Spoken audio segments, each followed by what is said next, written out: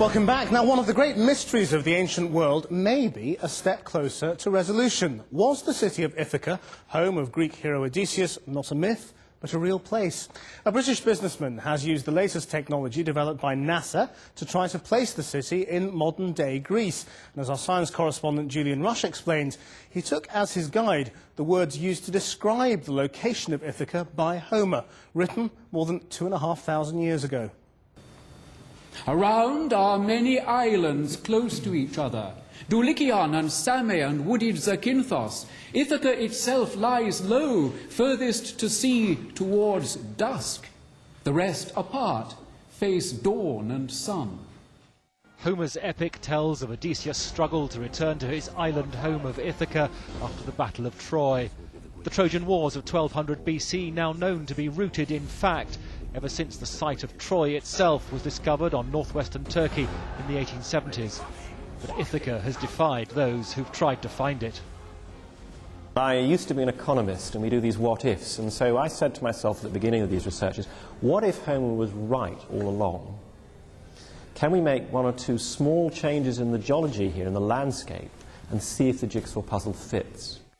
And he believes it fits in the Ionian Islands of western Greece. Zakynthos wasn't a problem, it's still called that today. But today's Ithaca clearly didn't fit if Homer was right. It's mountainous, not low-lying, and it faces east, not the dusk, the west, as Homer describes. Bittlestone suggests Kephalonia's western, low-lying peninsula called Peliki was Odysseus' original Ithaca, and he believes he can prove it was once an island. In the 1st century AD, the writer Strabo described what may have been a channel at Kephalonia's narrowest point. He describes Kephallonia briefly, and he says that on it there is an isthmus which is so low-lying that from time to time the sea washes it from coast to coast. And he describes it in a way which makes it extremely clear that it's in exactly this particular position. The key, he says, to why the channel no longer exists is geology. The region is prone to earthquakes like this one in 1953 that devastated the island.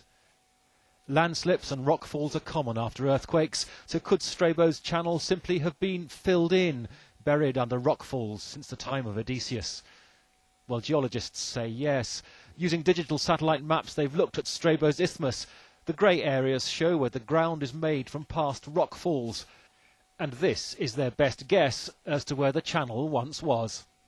You have landslides and rockfall material, which has been derived particularly from the eastern slopes of the valley, that you can map out as a canopy over and above bedrock across the region.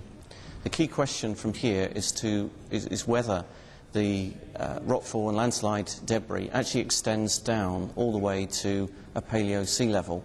Next year they plan to dig boreholes to find that original seabed.